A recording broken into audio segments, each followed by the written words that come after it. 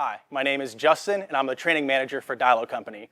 In my pro tip video today, we're going to talk about the wireless operation feature that exists on the newer service carts.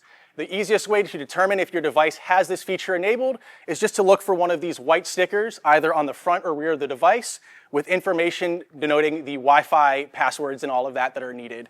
In addition to that, you will need a wireless capable device such as a smartphone, tablet, or laptop.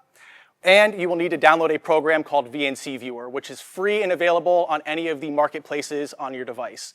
Once you have downloaded the app, you can go into the operating manual to find a quick run-through on how to make the connection to the device.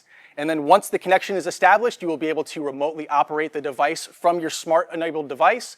And you can also monitor the device while it is running, allowing your technician to leave the device to continue its work without having to babysit it the entire time.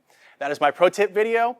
For additional pro tip videos, you can check DILO.com, or if you'd like to schedule a DILO-certified training, you can go to our website, DILO Academy, where we host virtual courses and we offer scheduling for in-person trainings as well.